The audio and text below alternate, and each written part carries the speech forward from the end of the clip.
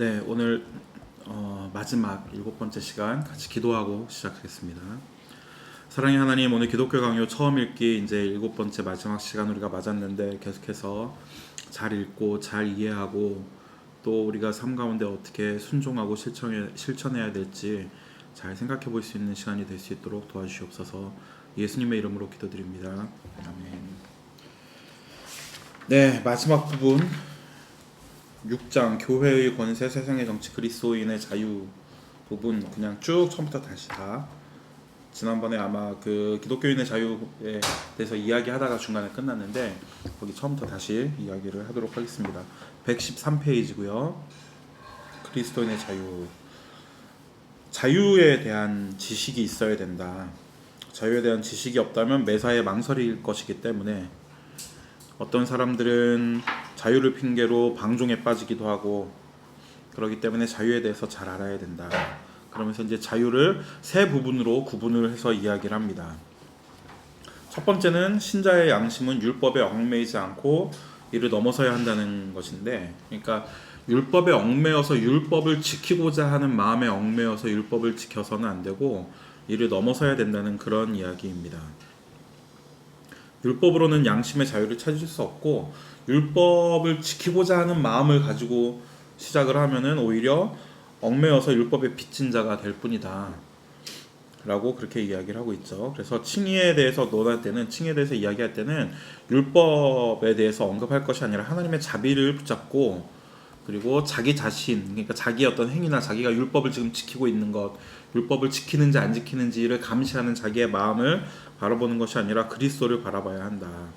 율법이 신자에게 불필요한 것은 아닌데 그것은 신자의 삶을 가르치고 권면하고 선을 촉구하기 때문에 가르치는 것이지 그것이 우리들에게 칭의를 주기 때문에 율법을 우리가 지키는 것은 아니라는 이야기를 쭉 하고 있습니다.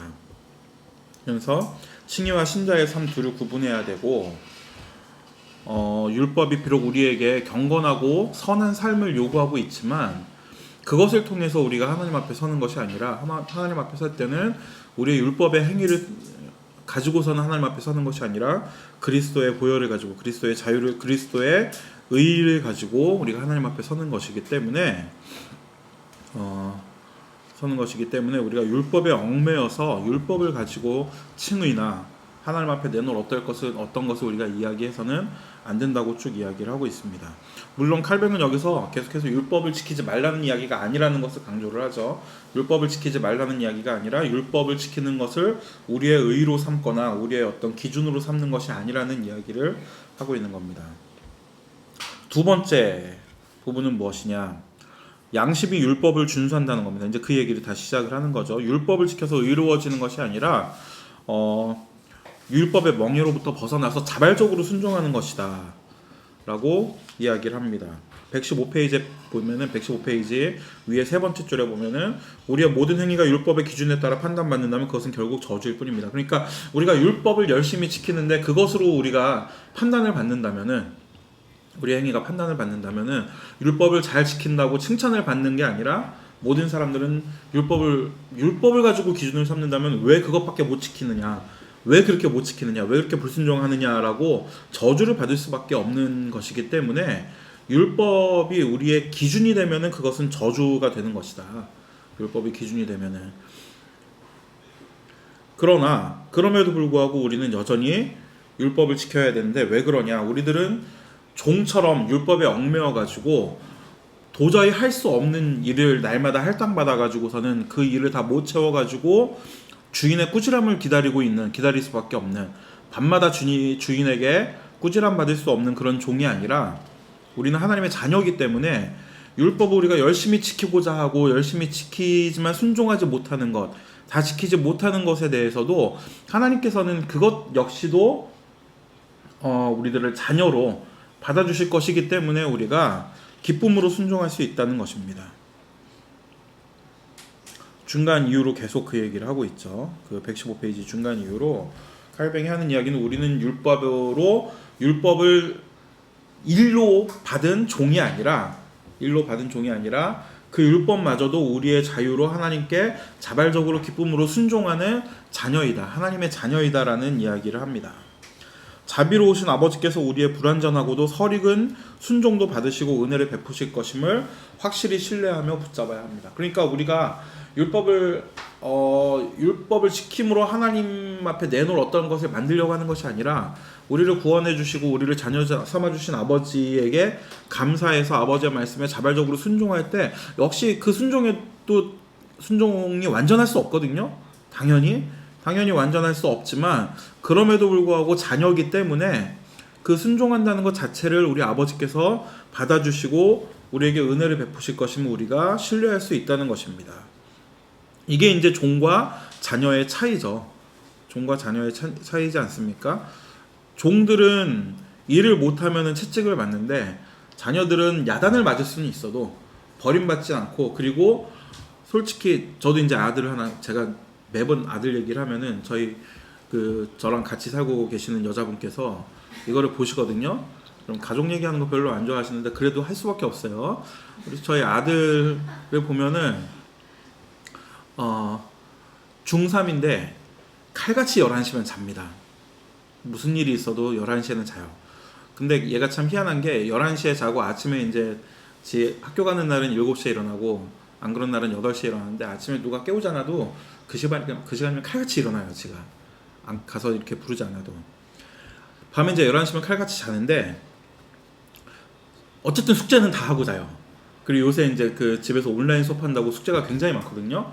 그러니까 막 고민하면서도 어쨌든 숙제는 꾸역꾸역 해놓고 이렇게 자거든요. 자는데 그 공부를 저렇게밖에 안 해도 될까 하는 마음이 한편은 들지만 다른 한편은 그래도 지가 해야 될 거는 알아서 하는구나 하는 생각이 있으니까 밉지 않거든요. 어떤 마음, 다른 분들은 자녀들에 대해서 어떤 마음인지 모르겠지만 저는 좀 마음이 되게 프리해가지고 애가 지 할 것만 해도 지 할 거라는 것은 숙제를 의미합니다. 숙제 외에 바라보는 것만으로도. 네, 그러니까요. 네. 그러니까 아들을 낳고서는 하나님이 우리들을 바라보실 때 어떤 마음으로 바라보실지에 대해서 조금은 감을 잡은 것 같은데, 얘가 이제 크는 모습을 보면서 조금은 더 감을 잡은 것 같은데, 아기 때 아무것도 못할 때는 아무것도 못하는 게 이뻐 보이고, 커서는 이제 지 숙제 정도 하고서는 자면은 또 그것도 이뻐 보이고 그런 것 같아요. 하나님도 우리를 보실 때 물론 그게 우리의 방종으로 가는 문을 열어버리는 그런 어떤 신뢰가 돼서는 안 되겠지만, 그럼에도 불구하고 우리가 하나님의 말씀에 순종하려고 발버둥 치는 그 자체로도 하나님은 충분히 우리를 보시면서 이뻐하시지 않을까.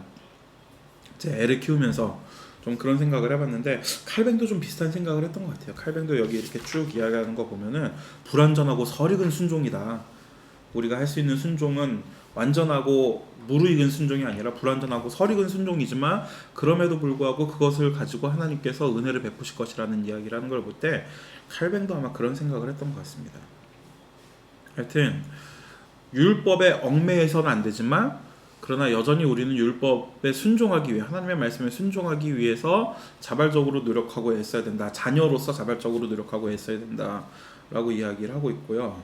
그리고 이제 세 번째로 별로 중요하지 않은 것에 대해서는 아디아포라라고 하죠. 아디아포라에 대해서는 우리가 사용해도 좋고 때로는 무관심하게 버려둬도 좋다라고 이야기를 합니다. 먹고 마시는 것과 사용하는 것에 있어서 믿음으로 자유를 사용하면 됩니다. 이 칼뱅이 이 부분을 쓸 때 우리 입장에서는 조금, 그러니까 대한민국에 살고 있는 우리 입장에서는 조금 이해가 되지 않는 그런 이제 글들이 있어요. 예를 들어서 이때는 아편 같은 거를 조금 자유롭게 썼나 봐요. 아편을 막으면은 결국에는 그 마로 만드는 모든 옷이나 그런 제품도 다 멀리하게 될 것이다.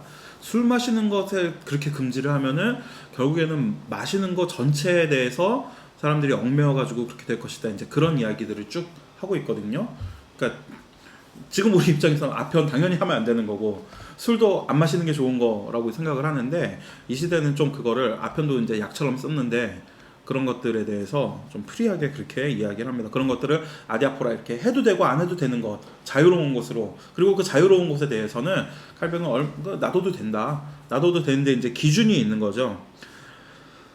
모든 것들이 우리가 사용할 수 있으므로 있도록 성별되었으므로 감사함으로 받아서 사용하면 되는데, 감사하는 사람은 하나님의 선물들이 그분의 사랑으로 말미암았음을 깨닫고 그렇게 주신 것이 선하다고 생각하며 이렇게 하시는 하나님을 찬양하는 자들이다.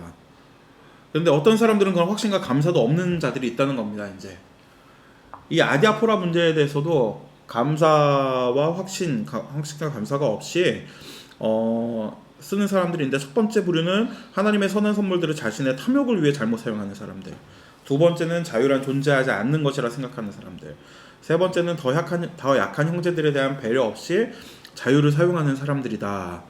그러니까 써도 되고 안 써도 되는 문제에 있어서 우리가 자유하면 되는데, 근데 그 자유를 잘못 사용하는 것이 어떤 것이냐. 첫 번째는 탐욕을 위해서 남용하는 사람들이 자유를 잘못 사용하는 거고, 두 번째는 자유가 아예 없다고 생각하면서 모든 것을 틀에 맞추려고 하는 사람들이 잘못이라고 생각하는 거고, 세 번째는 써도 되고 안 써도 되지만 약한 형제들을 보면서 배려해야 되는데 그런 배려가 없이 사용하는 사람들은 잘못 사용하는 것이다 라고 이야기를 합니다. 그 중에서 이제 첫 번째 잘못을 가장 많이 저지른다. 사실 그렇죠. 우리에게 주신 것을 우리가 쓰는데 특히 자본주의 사회를 살면서 우리가 가지고 있는 어떤 재산이나 우리가 가지고 있는 것들에 대해서 이것은 그냥 내 것이니까 내가 내 뜻대로 쓰는 것이 당연한 것이다 라고 생각을 하는데, 거기에 대해서 칼뱅은 그것이 가장 많이 저지르는 잘못이라고 이야기를 합니다. 부요를 자랑하지 않는 사람은 없습니다. 하나님의 선물을 자신의 탐욕을 채우기 위해 갈망하고 이를 뽐내며 자랑하고 거침없이 낭비하며 그렇게 해서 하나님이 주신 선물이 더럽혀집니다. 그러니까 우리에게 재산이 있다 하더라도 이 당시에도 칼뱅이나 이 사람들이 살 때도 사유재산이 없었던 게 아니었거든요. 공산주의가 아니었어요. 이때도 다 사유재산이 있고 자기가 가지고 있는 것을 자기 뜻대로 쓸 수 있는 그런 권리를 가지고 있었는데, 그런 사회를 살면서도 칼뱅은 그것을 자기 뜻대로 그렇게 쓰는 것은 잘못이다라고 이야기를 하는 겁니다. 그것을 뽐내고 그것 자체를 갈망하고, 그러니까 선물 자체를 자신의 탐욕을 채우기 위해서 그것을 갈망하고 뽐내고 자랑하고 낭비하는 것은 하나님이 주신 선물, 하나님이 우리에게 주신 것을 더럽히는 것이다라고 이야기를 합니다. 상아나 금이나 새 포도주는 하나님이 주신 선물입니다. 상아 세공품을 옛날에는 이렇게 가끔 볼 수 있었잖아요. 지금은 찾아보기 되게 힘든데, 그 루브르 같은 데 가보면은 침대를 상아로 만든 침대 같은 거 이렇게 전시를 해놓거든요. 근데 이렇게 상아 하나 가지고서는 거기다가 조각해 놓은 거 볼 때는 느끼지 못했던 그런 감동 같은 게 막 있더라고요. 아이보리로 해가지고선 전체가 번쩍번쩍 빛나게 그렇게 만들어 놓는데, 그런 것들은 다 하나님이 주신 선물이지만 탐닉하는 것에는, 그런 것들을 탐닉하는 뒤에는 탐욕과 자유에 대한 오용이 뒤따른다. 그래서 하나님의 사람들은 그런 욕심을 버려야 된다는 겁니다. 욕망과 낭비와 그리고 교만과 자랑을 떨쳐버려야 된다. 교만을 여기다 같이 넣어놨어요. 교만을. 그런 욕망을 부리는 거, 그런 것들을 남용하고 그리고 탐욕을 가지고 그것을 자랑하는 것이 교만이다라고. 결국에는 왜 이게 교만이냐면은 자기 거라고 생각을 하기 때문에 교만인 겁니다. 이게 하나님께서 나에게 선물을 주신 것이라고 생각을 하는 게 아니라, 내가 이걸 어떻게 받았는지 생각하지 않고 그냥 이게 내 거다, 내 거니까 내가 내 마음대로 쓸 수 있다라고 생각하는 것 자체가 하나님께서 우리들에게 은혜로 주신 것임을 잊어버리는 교만이라는 겁니다. 우리들은 하나님이 주신 것에 만족하며 어떤 형편에든지 자족하며 배부름과 배고픔과 풍부와 궁핍의 일체의 비결을 배워야 한다. 이 성경 말씀을 잘못 해석하는 부분들이 많이 있는데, 이 부분 또 특히 빌립보서 4장에 있는 이 말씀을 굉장히 잘못 해석하지 않습니까? 내게 능력 주시는 자 안에서 내가 모든 것을 할 수 있느니라. 이 말씀을 마치 하나님 안에만 있으면 내가 원하는 모든 것을 다 쟁취할 수 있다는 식으로 그렇게 해석하고 그렇게 받아들이기를 좋아하는데, 그 말씀을 잘 읽어보면 그게 아니라 가난이나 부요가 나를 어찌할 수 없다는 뜻이거든요. 이게 내가 가난한 것이 나를 어떻게 할 수가 없고, 내가 부요한 것이 나를 어떻게 할 수가 없고, 나는 꾸준히 열심히 또 일관되게 하나님의 자녀로 남아있을 수 있다라는 그런 이야기인데, 그거를 우리가 많이 잘못 해석하는데, 칼뱅은 거기에 대해서 일체의 비결을 배워야 된다. 배부름과 배고픔과 풍부와 궁핍에 대한 일체의 비결, 자족을 배워야 된다라고 이야기를 합니다. 그러니까 사실 이게 부요해서 그것을 남용하는 사람들에 대한 경고일 뿐만 아니라 가난하기 때문에 자기가 갖지 못한 것들을 욕망을 가지고 추구하는 사람에 대한 경고이기도 합니다. 이런 말씀을 볼 때면 우리는 항상 이 부자에 대한 경고로만 우리가 받아들이기가 쉬운데, 사실은 부자들만 그런 마음을 가지고 있는 것이 아니라 가난한 사람들도 그런 마음을 가지고 있잖아요. 가난한 사람들도 얼마나 많이 내가 가지지 못한 것, 내가 가지지 못한 좋은 것들, 더 많은 돈들, 그런 거에 대한 욕망을 얼마나 많이 가지고 있습니까? 근데 칼뱅은 그 양쪽이 전부 다 잘못이라고 이야기하면서 지금 경고하는 겁니다. 그러니까 가난하거나 부여하거나 나에게 만약에 욕망이 있다면 그것은 잘못이고, 하나님이 주신 선물에 대한 감사가 있다면 그것이 바른 자세라는 겁니다. 두 번째로, 어떤 사람들은 자유가 없다고 비평합니다. 그들은 자신을 구속하는 약간의 규율에도 불만을 가지고 투덜거립니다. 만일 그런 자들이 율법에 따라서 절제한다면 그런 절제는 양심의 자유 안에서 자유로운 절제가 아닌 강제로 얽매여서 억지로 하는 것입니다. 달래 부연 설명을 안 해도 아마 이해하시겠죠. 어떤 사람들은 약간만 좀 사람을 이렇게 올가매려고 해도 그걸 굉장히 커다란 자기의 자유를 억압하고 구속하는 그런 거로 받아들이는 사람들이 있는데, 그리고 이제 그런 구속과 억압에 있다고 생각을 하면서 억지로 율법을 지키는 사람들이 있는데, 그것은 또 잘못이라는 겁니다. 그것도 자유가 아니라 강제로 얽매이는 것이다. 사실 우리가 이 땅을 살아가면서 그 법만 잘 지키면은 아무 문제가 없지 않습니까? 살아가는데. 근데 기독교인들에게는 그 법을 뛰어넘는 하나님의 도덕과 윤리가 있는데, 그런 것들을 전부 다 구속이라고 여기는 거예요. 예를 들어서 뭐 요번에 코로나 이 코비드19 사태가 있으면서 좀 주변 사람들을 돌아보자. 좀 힘들고 어려운 사람들, 더 이제 이 사태가 계속되면서 더 어려운 사람들을 돌아보자 하면은 그런 것들도 괜히 뭐 교회다 돈 내라는 소리야, 내가 가진 것을 나눠주라는 소리야 하면서 좀 왜 그런 것까지 다 이렇게 해라 마라 하는 소리를 하는 분들이 있어요.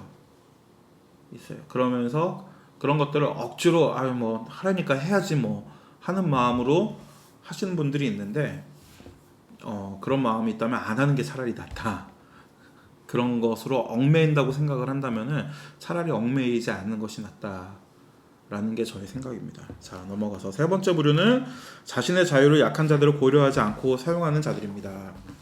이 사람들은 먹는 것과 입는 것에 거리낌 없는 양심의 자유를 가지고 있습니다. 그러나 약한 자들을 고려하지 않고 자유를 사용하는 것은 잘못입니다. 우리의 자유를 사용함에 있어서 우리는 반드시 약한 지체들을 고려해야 합니다. 이게 굉장히 이제 이 부분에 대해서 우리가 많은 이야기를 하지 않습니까? 형제를 실족하게 하는 자들에 대한 이야기를 하면서, 뭐 예를 들어서 옛날에는 술 담배 하면 지옥 간다고 그래가지고 술 담배를 못 하겠는데, 지금은 술 담배 하면은 지옥은 가지 않지만, 야 네가 그 술 담배 하는 모습을 보면서 네 친구들이, 네 동료들이 저 교회 다니는 사람도 술 담배를 하네 하면서 그 실족하잖아. 그러니까 하지 말아야 돼. 많이 이렇게 정상적으로 돌아온 것 같아요. 많이. 예?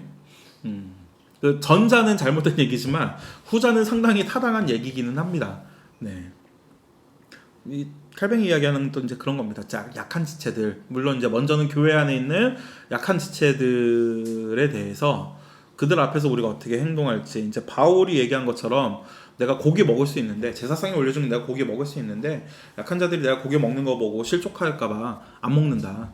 그런 것처럼 나는 할 수 있지만, 그러니까 할 수 있고 하고 안 하고가 나의 자유에 달려 있는데, 그거를 다른 사람들을 위해서 내가 절제한다는 겁니다. 그 절제하는 것도 나의 자유라는 겁니다. 그렇지 않습니까? 누가 억지로 시켜가지고 억지로 못하게 해서 내가 안 하는 게 아니라 내가 스스로 안 하는 것도 나의 자유를 사용하는 거라는 그런 말이죠.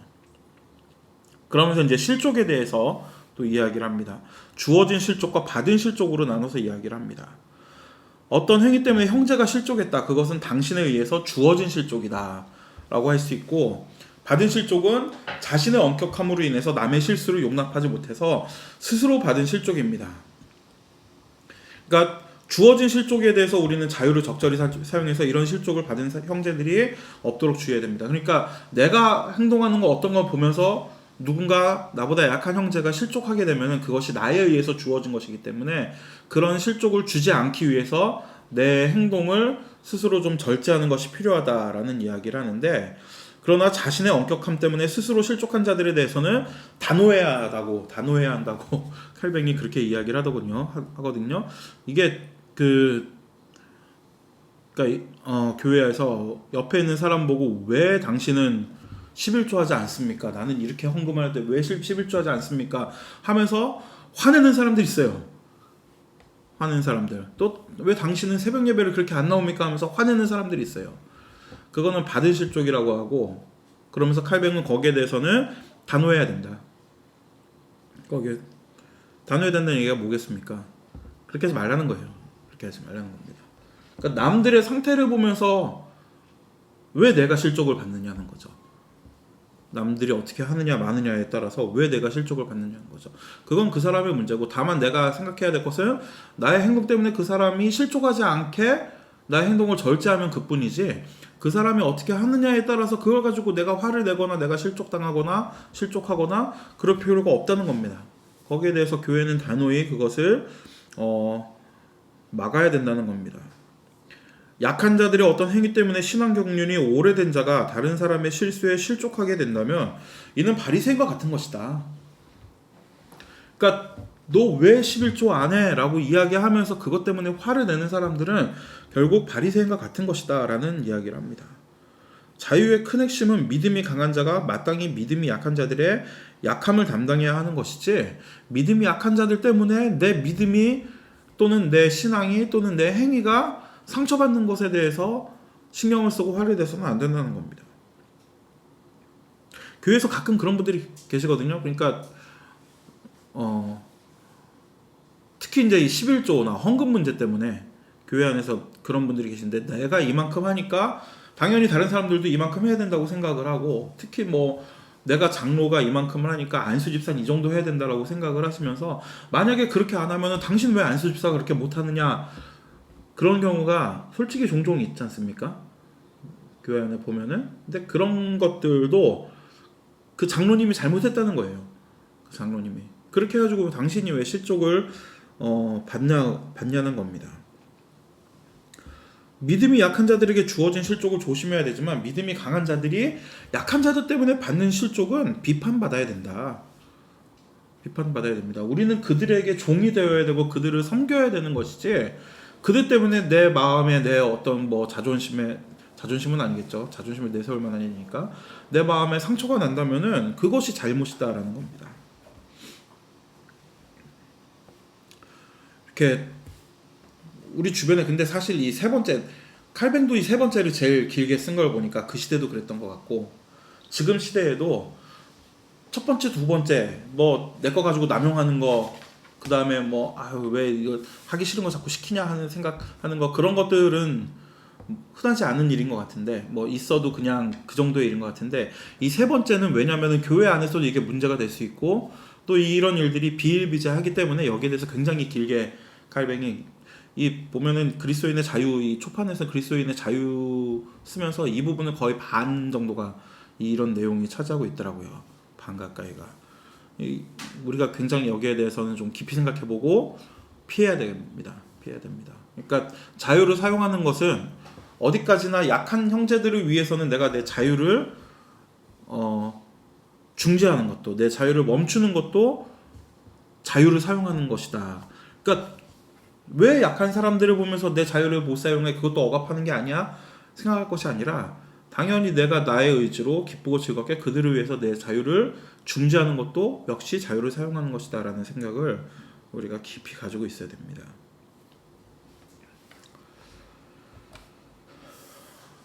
때로는 119페이지, 목적이나 정신은 그대로이지만 행동을 달리할 수 있습니다. 그러면 이제 할례 얘기하죠. 디모데에게는 할례를 줬고, 그리고 디도에게는 금했는데, 디모데에게는 유대인들에게 복음을 전하기 위해 할례를 받게 했고, 디도에게는 그 갈라디아서에 보면은 율법주의자들, 할례를 받아야 된다는 사람들이 있었는데, 오히려 그들 때문에 더 떳떳하게 할례를 이렇게 금했던 것 같습니다. 디도에게는. 바울은 이를 가만히 들어온 자들이 염탐하려고 하기에 일부러 다 디도에게 할례를 금했다라고 이야기합니다. 누군가가 성경이 이야기하지 않는 그 규범을 만들어서 강요한다면은 우리는 단호히 이에 반대해서 우리의 자유를 주장해야 됩니다. 이것도 굉장히 중요한 얘기 아닙니까? 그 중세 천년 동안 카톨릭이 굉장히 많은 여러 가지 규범과 전통, 자기네들의 전통을 만들어 가지고 이런 거 하나하나를 다 지켜야만 구원을 받고 또 그리스도인으로 이런 거 하나하나를 다 하면서 성경에서 이야기하지 않은 것도, 예를 들어서 뭐 성자의 유물에다가 유골에다가 입을 맞추면은 뭐 죄가 얼마나 사해진다든지, 아니면은 교황이 이렇게 조서로 내리는 것들을 성경과 같은 권위를 두고서는 그런 것들을 행해야 된다든지, 그런 이야기를 하면서 굉장히 많은 그 전통이라는 이름으로 많은 것을 만들어 놨는데, 그런 것들을 종교개혁을 거치면서 그런 것들을 우리가 다 타파를 했거든요. 심지어는 교회 안에서 벽에다가 이렇게 그려놓은 벽화 같은 거에다가 회칠을 하고, 그리고 성상이라고 만들어 놓은 것들을 이렇게 끌어내려가지고 파괴하고, 물론 조금 아쉬운 점이 없진 않아요. 예술이라는 측면에서 보면은 아쉬운 점이 없진 않지만, 그때 당시에는 종교적으로 그것이 필요했기 때문에, 종교 개혁을 위해서 그것이 필요했기 때문에 그런 일들을 하고, 그리고 뭐 절기로 지켜오는 것들도 다 절기를 폐지하고 그렇게 해왔는데, 그리고 교회 안에서 뭐 예배하는 형식도 무슨 뭐 향을 흔들고 뭐 노래를 누가 부르고 그런 것들도 다 이렇게 폐지를 했는데, 그러면서 이제 종교 개혁이 진행됐지 않습니까? 근데 지금 시대에 오면, 그러니까 이게 인간의 속성인 것 같아요. 이게 뭐 제가 길게는 안 살았지만 제가 이렇게 한 40년, 40몇 년 인생을 살아오면서 보니까, 인간이라는 게 한편으로는 되게 자유를 갈망하지만 다른 한편으로는 되게 억압당하기를 원하는 것 같아요. 그 유럽에서 무슬림 청년들이 굉장히 늘어나고 있지 않습니까? 요새는 또 어떨지 모르겠는데, 제가 프랑스에 있을 때만 해도 그게 앞으로 뭐 2050년이 되면은 프랑스가 이슬람 국가가 될 것이다라는 얘기가 통계 결과로 나올 정도로, 들어와가지고서는 정착해서 늘어나는 것 이상으로 프랑스 청년들이 이렇게 무슬림으로 많이 개종을 하는 걸 봐왔는데, 그 이유가 뭐냐면은 자기네들은 지금까지 그냥 아무 그 얽매이는 거 없이 자유롭게 살았는데, 그렇게 살다 보니까 자기네들의 인생을 규정해주는 어떤 것이 없다는 거예요. 이게 되게 허무한데, 이슬람교에서는 그거를 준다는 겁니다. 하루에 몇 번 기도를 해야 되고, 어떤 기간에 어떻게 금식을 해야 되고, 그런 것들을 굉장히 세세하게 규정을 해주니까 오히려 거기서 자기의 인생이 딱 이렇게 어떤 틀 안에 들어가서 그 보호되는 느낌, 그런 것 때문에 무슬림으로 개종한다는 그런 이야기들을 했거든요.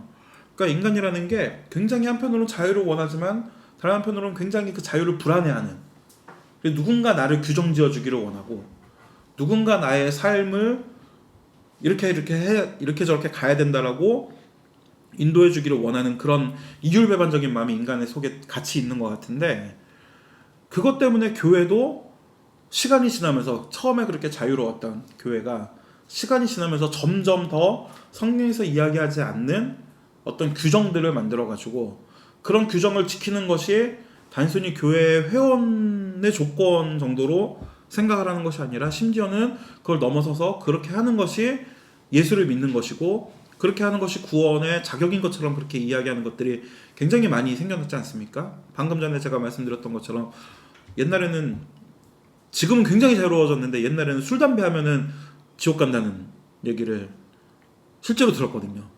술 담배 하면 지옥 간다. 절대, 이제 중고등학교 다닐 때 절대 커서 대학교 가서 술 담배 하면 안 된다. 술 담배 하면 지옥 간다. 끊어진다. 또 주일성수, 천국으로 올라가는 사닥다리가 있는데 주일성수 한번 빼먹으면은 이 사닥다리 이게 하나씩 빠지면서 나중에는 못 올라가게 된다. 그런 거 그런 거 해도 된다는 얘기가 아닙니다. 지금 꼭 오해하시는 분들이 계신데, 술 담배 해도 된다는 얘기가 아니고 주일날 교회 빠져도 된다는 얘기가 아니라, 그런 것들을 어떤 우리가 믿는 믿음의 조건으로, 또는 우리 구원의 조건으로 이야기하는 그 모든 것들에 대해서 우리는 저항해야 된다는 겁니다. 단호히 거기에 대해서 우리는 반대해야 됩니다. 단호히. 우리가 주일성수를 하는 것은 하나님의 은혜에 감사해서 자발적으로 우리가 주일성수를 하는 것이지, 그거 한 번 안 나가는 것이 우리 구원에 어떤 영향을 미치는 것이라고 생각을 한다면, 누군가 그렇게 가르친다면은 거기에 대해서 저항해야 된다는 게 칼뱅이 이야기하는 말의 지금 핵심입니다. 한편으로는 그렇게 우리의 자유를 주장해야 되고, 다른 한편으로는 우리의 이웃을 위해서 우리의 자유를 절제할 줄 아는 게, 자발적으로 기쁜 마음으로 절제할 줄 아는 것이 바로 그리스도인의 자유입니다. 제가 옛날에 20대 초반에 그 루터의 그리스도인의 자유 책을 읽었을 때 내용은 뭐 20몇 년이 지나가지고 내용은 하나도 기억이 안 나는데 제 머릿속에 남았던 게 그 그리스도인의 자유가 루터도 노예 의지를 이야기하지 않습니까? 그리스도의 자유가 결국에는 자발적으로 순종하는 자유라는 이야기를 했던 것으로 제가 기억이 나는데 칼빈도 지금 그리스도의 자유를 이야기하면서 마찬가지 얘기를 하는 겁니다. 자발적으로 하나님의 말씀에 순종하고 자발적으로 이웃을 위해 순종하는 것이 그리스도인의 자유라는 겁니다.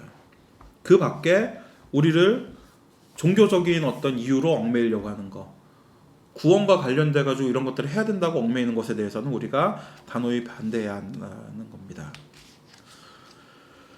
그래서 그리스도인의 자유는 그리스도에게 받은 선물이자 특권이다. 선물을 사용해야 하며 선물로 주어진 자유를 사용해야 되며 거짓 성례와 같은 어떤 의식이나 행사의 함정에 빠지지 말아야 된다라고 이야기를 합니다.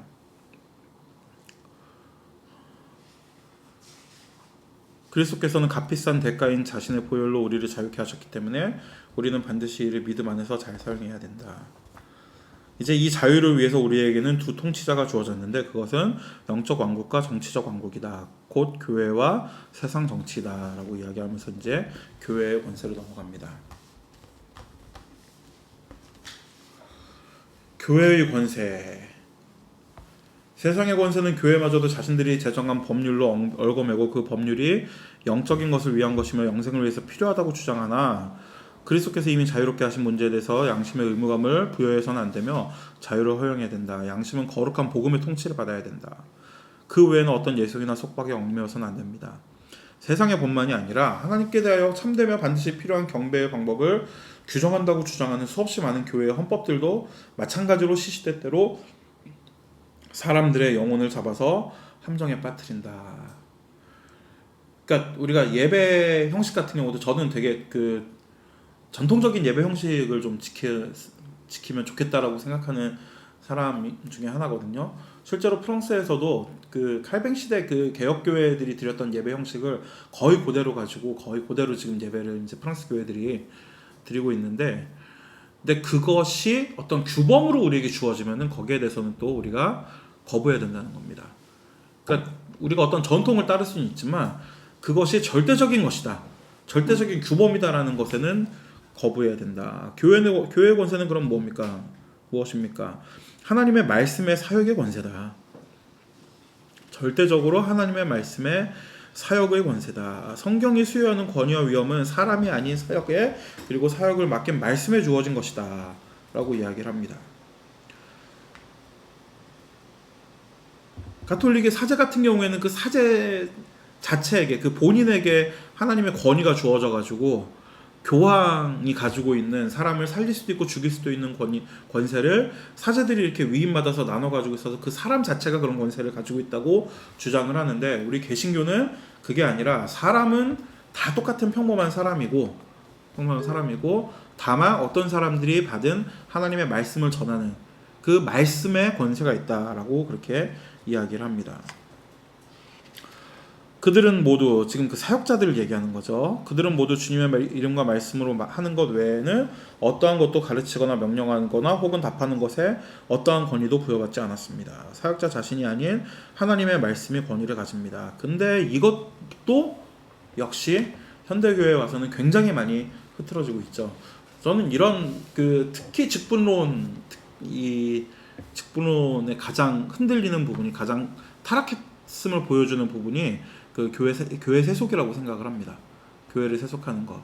그러니까 그 교회를 세운 사람에게 어떤 권위가 있기 때문에 그것을 자기 자식에게 남겨줄 수 있고, 그리고 그 권위 없게 교회도 남겨줄 수 있다는 그런 생각에서 나오는 것이지, 만약에 그 정말로 만인 제사장이고 모든 사람이 다 하나님 앞에 서 있는 사람이라고 생각하면은 교회를 자기 자녀한테 물려주는 거는 있을 수 없는 일이라고 생각을 하거든요. 이 하나님의 말씀이 권위를 가지는 것이지 사람이 권위를 가지는 것이 아니라는 것을 전면으로 반박하는 그런 모습이 현대 한국교회에 너무나도 많이 나타나고 있습니다. 말씀의 권위는 결국 그리스도로 나타나셨고, 하나님께서는 그분이 가르치시는 모든 말씀을 이 아들에게 맡기셨기 때문에 우리는 그리스도를 하나님께로부터 온 최종적인 권위와 증거로 여겨야 됩니다. 그 외의 어떤 것도 창안에서 만들어내면 안 됩니다. 여기에 대해서 이단들이 이렇게 하는 것은 굉장히 많이 우리가 비판을 하는데, 교회 안에서 이런 일을 하는 것에 대해서는 굉장히 많이 그냥 좋은 게 좋은 거다 하고 넘어가는 경우를 볼 수 있거든요. 특히 이제 요즘 교회 사역자들의 잘못이 계속 이렇게 보도되고 까발려지는데, 참 보면 볼수록 안타깝습니다. 생명의 말씀이 우리 가운데 거하시는데 우리는 도대체 사람에게 무엇을 기대하며 희망해야 하느냐. 그러니까 목사님들, 저는 이제 제가 목사가 아니기 때문에 이런 교회에서 설교할 때도 그렇고 이런 강의할 때도 그렇고 굉장히 목사님들께 죄송한 마음은 있지만, 목사님들이 대우각성하셔야 될 것 같아요. 목사님들이, 그리고 설교하는 사람들이 대우각성하셔야 될 것 같아요. 굉장히 많이 그 말씀의 권위와 자기 자신이 스스로 가지고 있는 권위를 이렇게 헷갈려 하시거든요. 하나님께서는 말씀에다 권위를 주셨는데 마치 내가 권위를 받은 것처럼, 그렇기 때문에 하나님의 말씀을 전했을 때 그 하나님의 말씀의 권위가 나타나는 것이 아니라 내가 얘기를 했기 때문에 내 말에 권위가 있는 것처럼 그렇게 착각하시는 경우가 많은데, 그런 착각에서 우리가 벗어나야 됩니다. 그리스도께서는 자신의 말씀에 다른 사람이 무언가를 덧붙일 것을 하나도 남겨두지 않았다. 그분의 말씀은 그 자체로 완전하고 종결되었습니다. 그리스도의 제자들에게는 무언가를 더 연구해서 덧붙이라는 명령이 주어지지 않고 오직 그들에게 분부한 모든 것을 가르쳐 지키게 하라는 명령만이 주어졌습니다. 실제로 예수님께서 그 요한복음에서 보혜사 성령에 대해서 말씀하실 때도, 성령이 오시면은 내가 한 말을 기억나게 하고 깨달아 알게 할 것이다 라고 말씀하셨지, 뭔가 다른 것을 덧붙일 것이다, 뭔가 너에게 다른 어떤 능력을 줄 것이다 라는 말씀을 하시지 않으셨고, 그리고 그 마태복음 28장 20절에서도 분부한 모든 것을 가르쳐 지키라고 했지, 너네들이 뭔가를 연구하고 탐구하고 너네들이 뭔가를 만들어내서 고안해내고 개발해내서 그것을 가르치라고 말씀하시지 않았지 않습니까? 말씀을 넘어서는 일을 하는 것은 그리스도와 벨리알 사이의 거리와도 같은 먼 거리가 있습니다. 따라서 따라야 할 규범을 정하는 권한은 사도들도 받지 않고 교회 사역자들에게도 주어지지 않고 오직 하나님만의 사역입니다. 우리가 교회에서 뭔가를 가르칠 때도, 그리고 어떤 교회에서 어떤 일을 할 때도, 그래서 굉장히 많이 고민하고 연구하고 노력하고, 그리고 이것이 정말로 성경이 가르치는 가르침인가. 같은 구절을 가지고선도 이 사람은 이렇게 해석하고 저 사람은 저렇게 해석하는 경우가 굉장히 많은 거를 보지 않습니까? 그걸 가지고 이 사람은 이렇게 해석해서 이런 규범을 만들어내고 저 사람은 저렇게 해석해서 저런 규범을 만들어내고, 서로 이것이 옳은 것이고 서로 이것이 바로 성경적인 것이다 라고 이야기를 하는데, 그렇기 때문에 이제 총회가 필요한 거고, 그렇기 때문에 이제 신학자들이 필요한 거고, 그리고 그렇기 때문에 우리들이 목회자들이 공부를 열심히 하고, 그리고 이 시대에는, 칼뱅 시대에는 그런 것들 때문에 매주 목회자들이 모여가지고서는 성경을 같이 공부하고, 또 서로 이렇게 설교하고서는 서로 비판하고, 그런 일들을 매주 했거든요. 그런 모임들을 우리가 끊임없이 가져야 될 것 같습니다. 특히 지금 이 코로나 사태 때문에 갑자기 모든 것이 한 번에 확 바뀌어버리는 그런 시대가 됐지 않습니까?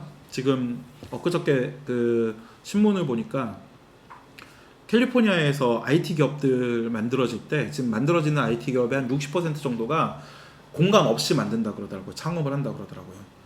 공간 없이 그냥 각자 자기 집에서 재택근무하면서 그런 사람들이 인터넷으로 이렇게 연결해가지고서는 창업을 지금 하고 있다고 하는데, 이런 얘기를 제가 언제 처음 들었냐면 97년 8년 그때 컴퓨터 잡지에서 앞으로 이제 인터넷이 발달하면은 디지털 노마드 시대가 될 것이다, 그런 얘기를 처음 봤어요. 그러니까 각자 자기 원하는 데서 살면서 다 컴퓨터로 일하고, 그 다음에 인터넷에 연결해가지고 굳이 직장에 안 나가도 되는 그런 시대가 올 것이다라는 얘기를 했는데, 20년 동안 그런 일이 안 이루어지다가 코로나 사태 이후로 불과 6개월 만에 세상이 이렇게 지금 변하고 있거든요.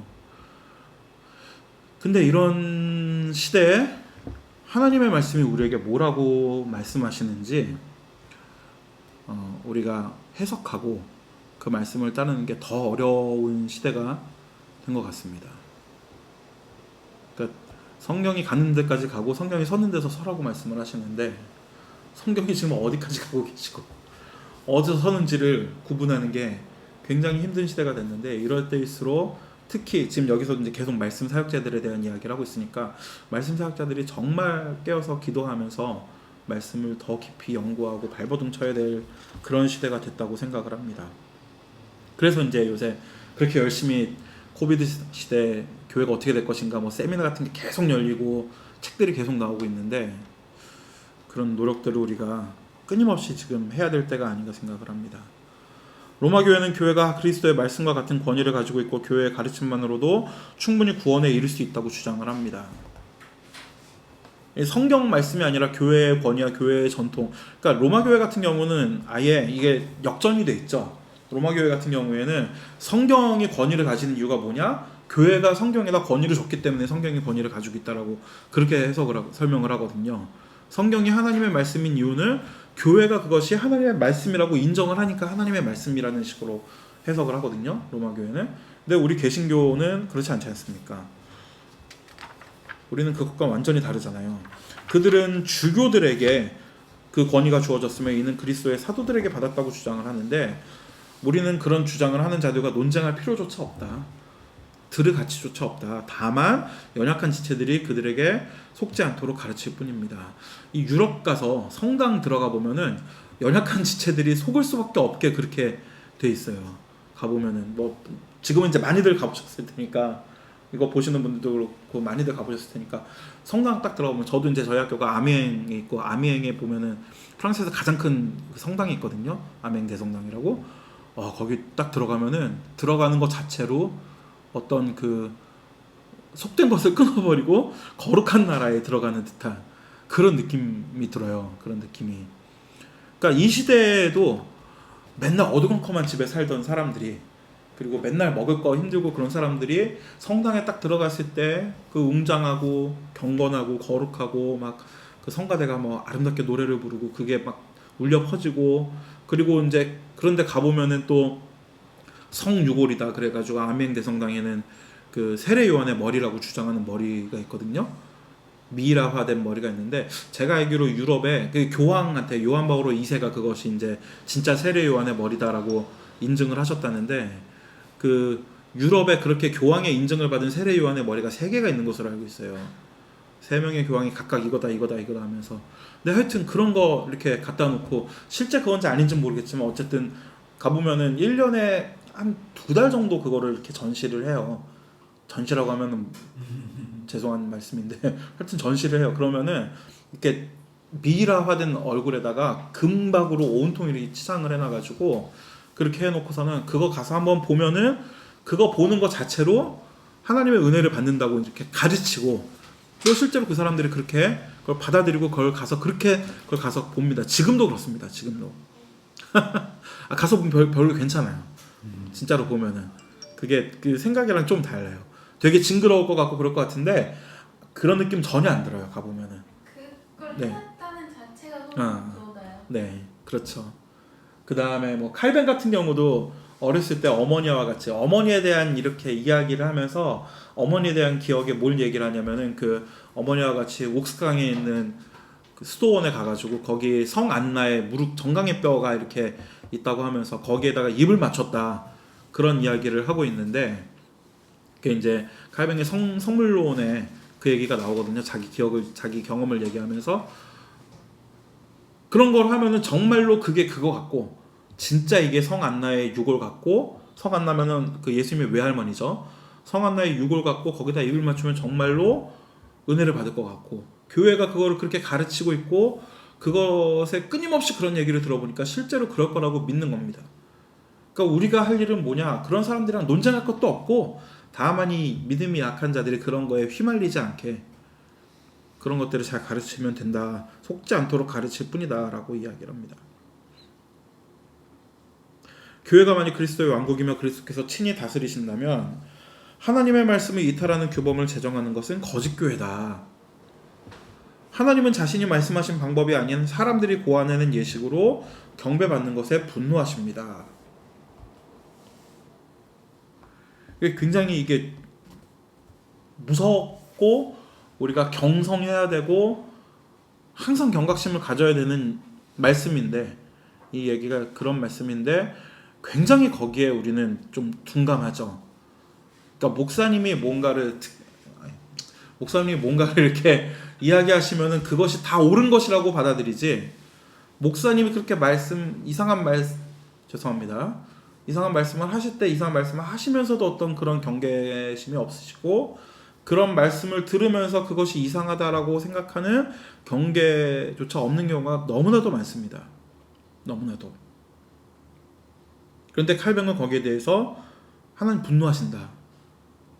성경이 아닌 인간이 고안해낸 어떤 것을 가지고선 하나님을 경배하는 것을 분노하신다. 그러니까 우리는 그냥 열심히 있으면 된다고 생각을 해요. 열심히 있고 열정이 있고 막 최선을 다하고 그럼 하나님 기뻐하시겠지라고 생각을 하는데, 근데 하나님은 우리의 열심과 열정 이전에 그것이 하나님의 말씀에 합한 것인지 그렇지 않은 것인지가 하나님 앞에서는 더 중요하다는 사실을 우리가 기억해야 합니다. 아무리 열심을 내고 아무리 열정적으로 우리가 하더라도 그것이 성경을 벗어난 어떤 것이라면은, 성경에서 가르치지 않는 어떤 것에 우리가 열심을 내고 있다면은 하나님은 거기에 대해서 그것을 안 받아주시는 수준이 아니라 분노하신다라고까지 이야기하는 것을 우리가 들어야 됩니다.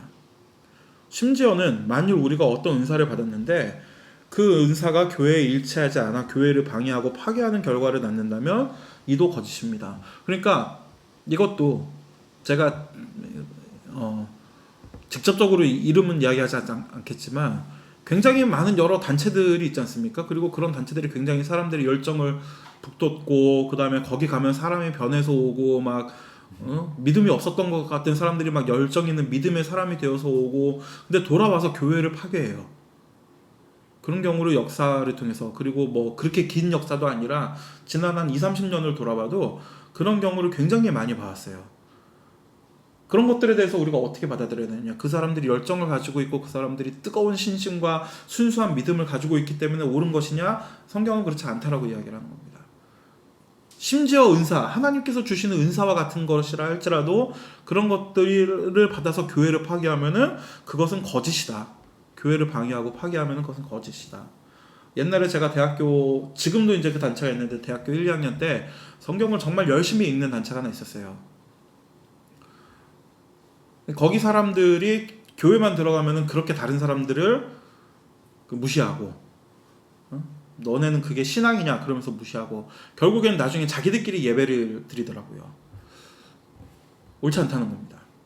그런 것들은.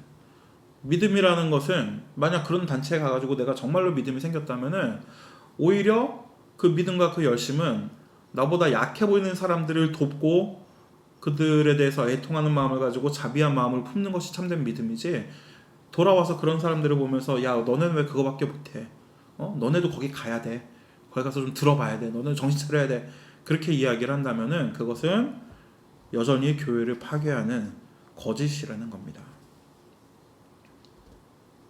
제가 교회에서 이런 얘기할 때는 막 그 단체명을 막 얘기하는데 여기서는 괜히 그랬다면 큰일 나니까 그냥 넘어가겠습니다. 다양한 은사를 받았어도 교회는 개별적으로 각자가 받은 은사보다 더 충만하고 보배로운 지혜를 받았습니다. 그러니까 나에게 아무리 커다란 능력이 생기고 나에게 아무리 커다란 열심이 있다 하더라도 교회가 가지고 있는 하나님의 은사, 교회가 가지고 있는 하나님의 그 지혜에 비하면 내가 가진 은사는, 내가 지금 남들보다 뛰어나다고 생각하는 그런 것들은 교회가 가지고 있는 것에 비하면 아무것도 아니라는 겁니다. 만약에 내가 가진 그 은사와 내가 가진 그 재능과 또는 내가 가진 또 열심이 교회를 세우는 데 사용되지 않고 그런 것들 때문에 교회가 오히려 분열하고 교회가 방해를 받는다면은 내가 심판을 받는다는 얘기죠. 책임을 나에게 물으신다는 얘기죠.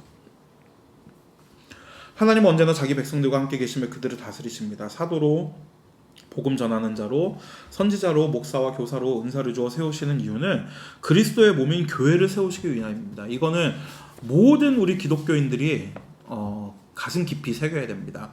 하나님이 나를 장로로 세우고, 하나님이 나를 안수집사로 세우시고, 하나님이 나를 목사로 세우시고, 하나님이 나를 그 교회에 있게 하시는 그 모든 이유는 교회를 세우기 위하신 것이지 나에게 어떤 거기에 합당한 어떤 능력이나 가치가 있어서가 아니라는 사실을 생각을 하고, 만약에 내가 뭐 예를 들어서 장로로, 안수집사로 내가 하는 활동이 교회를 세우는 것이 아니라 오히려 교회를 방해하고 있다면은, 지역교회를 방해하거나 아니면은 뭐 거시적인 하나님의 그 공교회를 방해하고 있다면은 정말 내가 그 자리에 합당한 사람인지를 먼저 돌아봐야 되는 것이 우리의 의무입니다.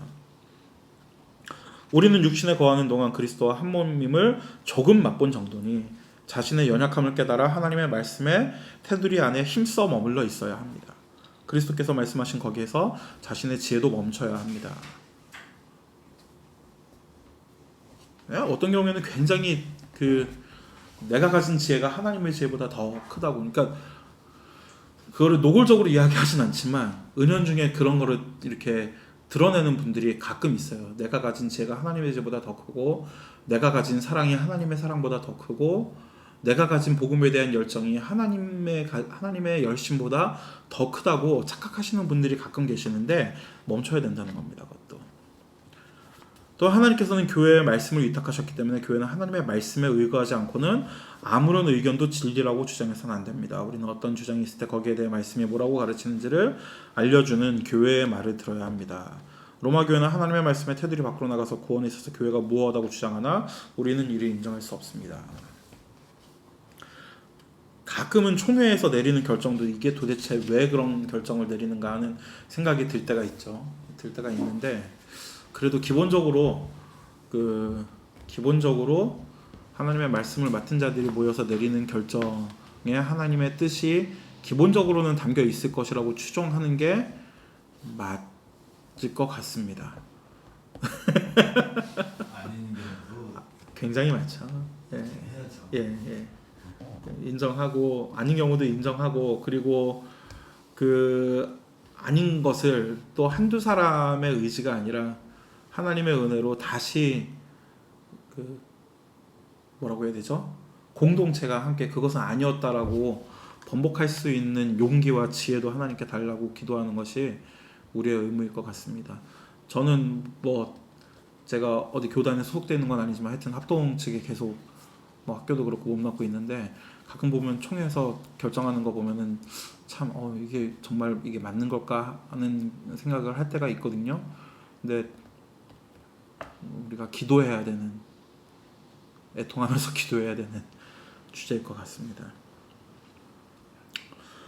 때로 교회가 하나님의 영에 의해 다스림을 받기 때문에 말씀이 없어도 바른 방향으로 갈 수 있고, 그렇게 교회들의 모임인 총회에서 일치된 견해가 진리라고 주장하는 자들이 있으나 우리는 이 또한 거부하며, 바로 나오네요 그 얘기가. 목회자들의 직무는 하나님의 말씀의 사역에 한정되어 있습니다. 그들이 직무에서 벗어난 어떤 것을 주장한다면 우리는 그들의 직무를 유기한 자들로 간주해야 됩니다. 총회로 묶인 목회자들이 하나님의 말씀을 외면하고 자기들이 내키는 대로 행동한다면 그들은 단지 미련한 자들일 뿐입니다. 그런 모임의 결정이 사탄의 가르치는 경우가 수없이 많았습니다. 우리는 역사를 통해 그 증거를 수없이 가지고 있습니다. 오직 하나님의 말씀으로 이 모든 것들을 시험해야 합니다. 그들은 또 사도들의 결정이 하나님의 말씀과 같은 권위를 가졌다면서 자신들을 변호합니다만 사도권은 사도들만의 고유한 것입니다. 그들이 성경을 기록할 때는 성령님께서 그들을 보호하셨으며 확실하며 성경이 완성된 이후에는 그와 같은 권위를 가진 것은 무엇도 없습니다. 바로 나오네요. 총회의 결정에 대해서. 이 논의는 재산이나 사유자에 대한 것이 아니라 교회와 영에 대한 것입니다.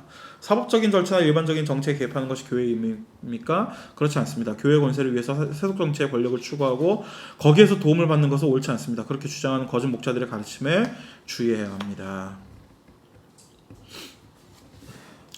이렇게 읽고 또 이 책을 구입하셔서 이 부분을 읽으시면서 또 기독교 강요를 통해서 이 부분을 더 확장돼서 풍성하게 읽으시면서 이 부분들은 우리 많은 목사님들이 좀 또 많이 성경이 아니라 목사를 추종하는 분들이 이런 부분에 대해서는 고민을 좀 많이 해보셨으면 좋겠습니다. 예배에 있어서는 전적으로 하나님의 말씀으로 드려야 합니다. 전통이나 유전에 따를 것이 아니라 말씀과 믿음과 그리스도인의 양심에 따라야 합니다. 많은 사람들이 자신들의 사소한 가르침은 반드시 지킬 것을 요구하지만 하나님의 말씀은 가벼이 여깁니다. 사소한 것들을 어기는 것보다 사람을 경멸하고 하나님의 말씀을 가벼이 여기는 것이 더 큰 범죄입니다. 이거 한 문장 한 문장이 다 할 말들이 많은데 시간이 없어가지고서는 넘어가겠습니다. 근데 여기다 다른 말을 덧붙이지 않아도 이 문장들만 읽어도 충분히 우리가 좀 고민할 거리들이 많은 것 같습니다. 인간 사회의 공공의 평화를 지키기 위해서는 세속의 법과 규범이 필요합니다. 교회는 이를 그 누구보다도 잘 지켜야 합니다. 영적 제사법이 일본법보다 앞선다는 분이 계셨었는데 그렇지 않다는 거죠. 이 부분 잘라야 되려나? 단어가 나와가지고 상식에 있어서는 그것이 절대적인 규범은 아닙니다. 그저 모두가 받아들일 만하게 적용하면 됩니다. 그리스도인의 자유에 있어서 또 한 가지 중요한 것은 자유를 확보해야 하지만 서름의 요청이 있다면 자유를 스스로 제어할 줄도 알아야 합니다. 그 또한 자유를 올바르게 사용하는 것입니다. 내가 가진 교범을 다른 사람들에게 까다롭게 강요하지 말아야 하고 겉보기의 교육상의 문제로 남을 비방해서는 안 된다. 모세는 하나님의 명령으로 노뱀을 만들었지만 이 노뱀이 우상이 되었을 때 히스기야는 이를 깨뜨렸고 성령의 증거로 칭찬을 받았습니다. 이렇게 인간의 사악한 심사를 잘 살피고 제어해야 합니다. 이 모든 것들은 교회의 덕을 세우기 위한 것입니다. 그러니까 우리가 교회가 성경이 우리들에게 가르치는 기준들이 있지 않습니까? 뭐 개혁주의에서는 개혁주의 5대 교리 해가지고 그런 기본 교리들이 있고 그런데 그런 것들을 가지고 항상 우리가 살펴봐야 되는데 가장 먼저 살펴봐야 되는 것은 인간의 죄성에 대해서 우리는 늘 경계해야 된다는 겁니다. 결국에 이 내용들이 전부 다 인간의 죄성을 처음 시작부터 시작해가지고 인간은 그냥 전적으로 타락한 존재다. 전적으로 타락한 존재이기 때문에 이렇게 해야 된다는 이야기들을 계속해서 하는 거지 않습니까? 교회에서 목사님들도 역시 마찬가지 존재고 총회에서 총대로 모이는 분들도 마찬가지 존재이기 때문에 우리가 언제나 타락한 어떤 결정들, 타락한 어떤 가르침을 할 수 있는데 그런 것들을 계속해서 성경에 비추어서 우리가 반성하고 반추하고 비판해야 된다는 얘기입니다.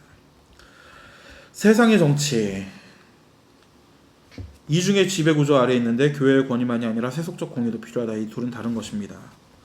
그러나 이 둘의 지배 아래에 있다 하더라도 우리의 영혼은 언제나 자유합니다. 우리는 굳게 서서 다시는 종의 멍에를 매지 말아야 합니다. 어떤 왕국의 어떤 법률 아래 살아도 상관이 없습니다. 그리스도의 왕국은 그런 것들에 있지 않기 때문입니다. 세속 정치도 우리와 상관없는 것이 아닙니다. 더러운 것이라 간주해서도 안 되고 땅 위에 사는 가운데 우리 생활을 조정하고 다른 사람들과 어울려 살며 공공의 안녕과 평화를 보호하기 위해서 세속 정치가 필요하다. 지역교회가 그리스도인들 가운데 존속되도록 이를 보호하는데도 세속 정치가 필요하다. 자, 세속 정치를 위해서 법률을 만들고 이를 적용하는 관원과 법률 그리고 백성이 필요합니다. 관원들은 하나님의 권위를 위임받아서 인간들을 대표하며 인간들을 향한 하나님의 대리자들입니다. 이 칼뱅이 사역하던 제네바, 물론 이 초판본을 쓸 때는 제네바 시민은 아니었고, 그러니까 제네바에 살지 않았고 초판본을 쓸 때는 그냥 프랑스의 난민, 그 이후에도 계속 난민이었지만 아직 제네바에 들어가지 않은 그 난민 상태여서 그 왕의 통치 아래에 살고 있었던 사람인데 그러면서 이제 관원에 대해서 이거 나중에 제네바 가서도 마찬가지로 쭉 연결이 됩니다. 프랑스는 왕이 다스렸고 제네바는 그 의회가 다스리는 나라였는데 왕이건 의화건 어떤 관원에 대해서 칼뱅은 먼저 그들이 하나님께서 사람들을 하나님의 법으로 세우기 위해서 법으로 보살피기 위해서 그들을 세웠다고 그렇게 이야기를 합니다. 관원들은 그래서 관원들에 대해서는 공정함, 신중, 온화, 자제, 순결을 끊임없이 추구해야 한다. 관원들은 정부의 관원들은 하나님의 말씀으로 다스려야 합니다. 관원으로서 이를 멀리하는 자들에게는 하나님의 저주가 내려질 것입니다. 그리고 모든 백성들은 이렇게 하나님께 위임된 권위를 가진 관원들에게 복종해야 할 의무를 지니고 있습니다. 바울은 모든 것은 하나님으로부터 난 것이라 했습니다. 여기는 기독교 국가였으니까 이게 맞는 것이고 우리나라 같은 경우는 어떤 것이냐. 우리나라도 마찬가지입니다. 기본적으로 정치가 하는 일은 그들이 정치인들이 비기독교인이라 하더라도 기본적으로 정치는 성경에서 가르치는 대로 가난한 사람들을 위한 정치, 억압받는 사람들을 위한 정치가 되어야 하고 그것은 기독교 관원들뿐만 아니라 비기독교 관원들도 마찬가지의 어떤 그 의무를 져야 되고 그리고 그렇게 하는 관원들에 대해서 우리들은 순종해야 할 책임이 우리들에게 있다라고 이야기할 수 있을 것입니다. 권세는 공의와 정의를 행하여 탈취당한 자를 압박하는 자의 손에서 건지고 이방인과 고아와 가부를 압제하거나 학대하지 말고 무고한 죄를 흘리지 말아야 합니다.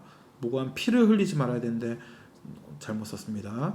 재판에 있어서도 외모를 보지 말고 차별 없이 탄원을 들어야 하고 사람의 낯을 두려워하지 말고 재판은 하나님께 속한 것이니 오직 하나님의 뜻대로만 판결해야 됩니다. 하나님께 속한 것이니 하나님의 뜻대로만 판결한다는 생각을 하지 않다 하더라도 일반인 기독교인이 아니라서 이런 생각을 하지 않다 하더라도 외모를 보지 말고 차별 없이 탄원을 들어야 되고 그리고 탄원을 들어야 하는 것이 재판장의 의무겠죠. 덕에 대해 명예로 악에 대해 보응해야 된다. 평화를 보존하고 탄압받는 사람들을 도우며 악행을 처벌하기 위해서는 때로 무력을 사용해야 합니다. 우리나라도 공권력을 가지고 있죠. 공권력을 걷어들이는 공물과 세금은 정당한 수입이며 행사하는 권위의 위험과 품위를 유지하기 위해 이를 사용할 수 있다. 그러나 반드시 하나님 앞에서 순수한 양심으로 행해야 됩니다. 하나님 앞에서를 빼더라도 순수한 양심으로 이것을 사용해야 된다고 우리가 요구할 수 있을 것입니다. 법률, 공화국의 강력한 힘줄이며 공화국의 혼이고 법률이 없이는 관원도 존재할 수 없습니다. 법률은 말없는 관원이며 관원은 살아있는 법률이다. 모세에 의해 선포된 하나님의 율법은 도덕법, 의식법, 재판법으로 나눌 수 있는데 쭉 이제 이야기를 하고 있고 이 관원과 법률에 대해서 얘기를 그냥 바로 넘어가겠습니다. 얼마나 복종해야 하는지 확인해야 합니다. 바울은 관원을 우리의 유익을 위한 하나님의 사자라고 하고 있고 그들이 이래서 우리가 안전하고 평온한 생활을 하는 것이 하나님의 뜻이기에 우리는 이러한 혜택을 누리기 위해서 관원들에게 도움을 요청해야 됩니다. 그러나 분노와 사악으로 소송에 열어 올리는 짓을 해서 안 됩니다. 미워하는 마음과 복수심으로 관원과 법과 체제를 사용해서는 안 됩니다. 무절제한 소송이 크게 유행했던 고린도 교회의 세상법정의 교회의 일을 가져가지 말라고 바울이 권면했을 때 이는 세상법정을 아예 이거 굉장히 많이 이것도 오해하죠. 세상법정 아예 사용하지 말아라. 교회 안에 있는 일은 교회에서 해결해야지 세상법정으로 가져가지 말아야 된다라고 주장을 하시는 분들이 계시는데 그게 아니라는 겁니다. 세상법정을 아예 사용하지 말라는 권면이 아니라 무절제한 소송을 정지하는 것이었습니다. 그러니까 최선을 다해서 우리가 해결할 수 있는 문제는 해결하고 우리가 해결할 수 없는 문제들에 대해서는 우리가 절제하면서 세상법정에 가져가는 것이 가하다는 얘기입니다. 우리는 사랑 없이 시도하는 또는 사랑을 넘어서서 진행하는 모든 논쟁이 불리하고 불경건한 것임을 알아야 합니다. 교회에 대해서 하는 얘기죠. 또한 우리는 권위들에 대해서 존중하고 하나님이 수여하신 지배권을 인정해야 합니다. 그들을 존경하고 복종해야 합니다. 공공 업무에서 절제하는 것도 이러한 법정 안에 포함됩니다. 불필요한 소란이나 과도한 소송을 피해야 합니다. 교회가 지금도 이제 이 얘기를 꼭 새겨들어야 되는데 이거를 넘어서는 그런 모습을 많이 보이고 있어가지고 조심해야 될 것 같습니다. 자, 마지막으로 합당한 관원들과 권세에 대해서 말했는데 그렇지 않은 관원들에 대해서 어떻게 취해야 할까요? 폭군들에 대해서는 어떤 태도를 취해야 합니까?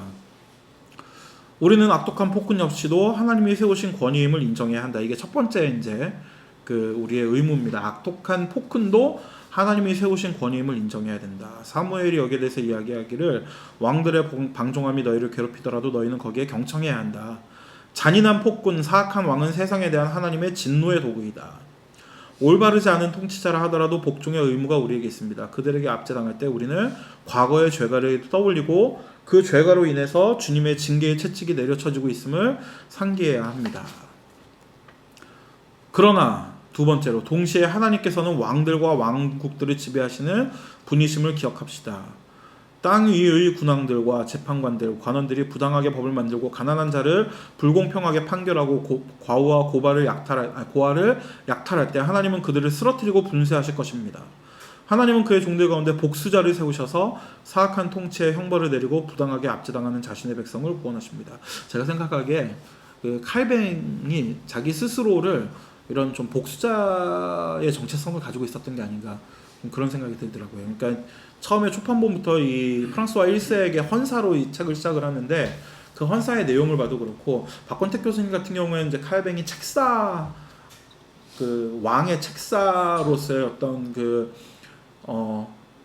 소명 또는 자기의 어떤 의지를 가지고 있었다라고 말씀하시는데 제가 보기에는 책사보다는 복수자 쪽에 가깝지 않나라는 생각이 듭니다. 그러니까 박건택 교수님은 프랑스와 1세한테 이 책을 헌사를 쓸 때부터도 그런 자기를 드러내가지고 왕에게 책사로 쓰임 받고 싶은 마음이 있었고 제네바에 가서 한 일도 결국에는 어떤 통치자들에게 책사로서 조언하는 위치에 자기를 놓고자 하는 마음을 가지고 평생 그 일을 해온 것이다라고 그렇게 해석을 하는데 근데 칼뱅의 인생을 살펴볼 때도 그렇고 계속해서 그 의회랑 좀 이렇게 1555년까지 의회랑 좀 등을 돌리고 대립해왔던 모습을 볼 때도 그렇고 이것이 잘못된 정권들이 잘못된 일을 하는 것에 대해서 하나님이 세우신 복수자로서의 어떤 정체성을 가지고 자신의 활동을 해온 게 아닌가 하는 그런 생각이 듭니다.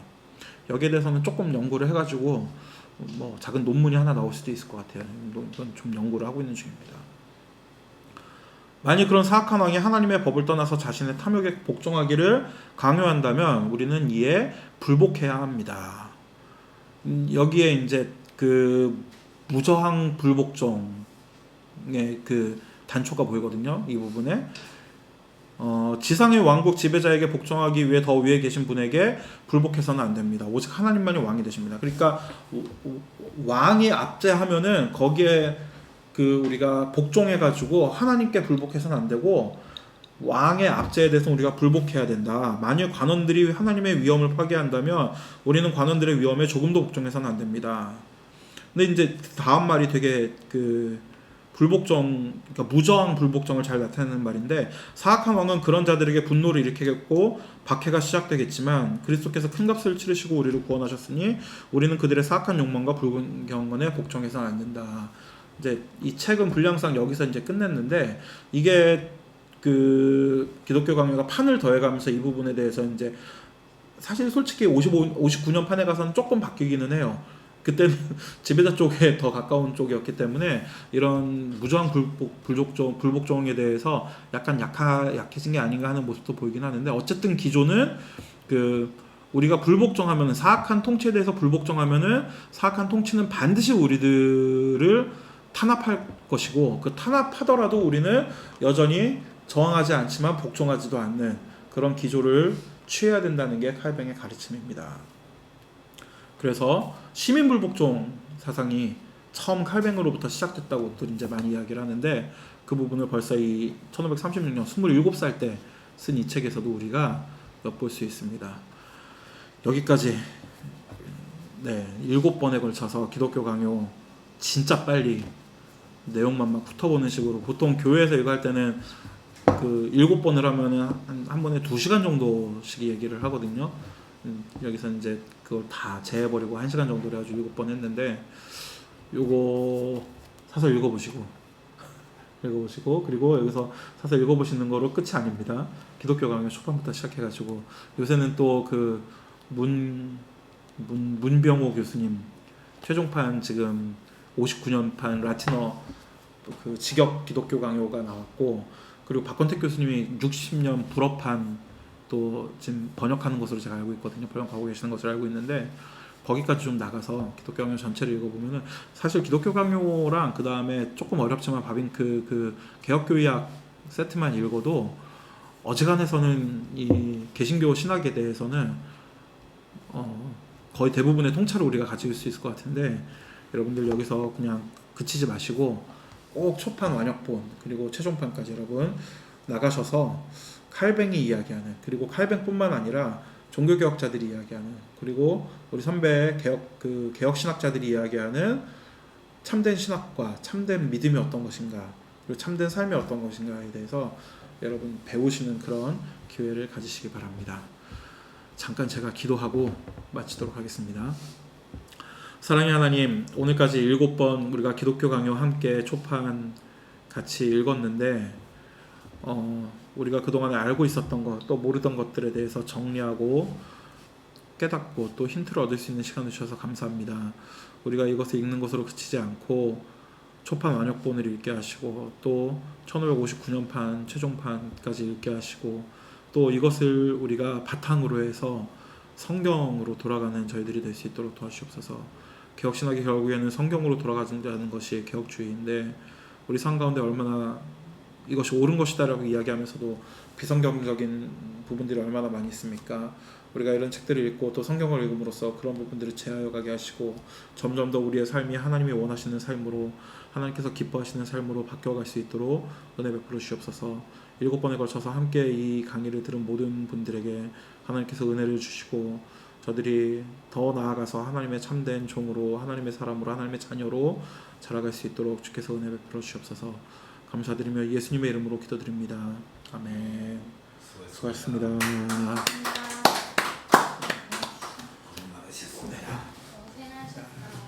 감사합니다.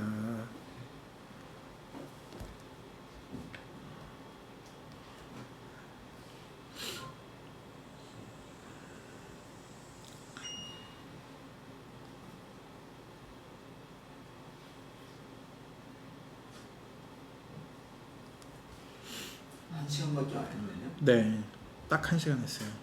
좀 더 해도 되는데.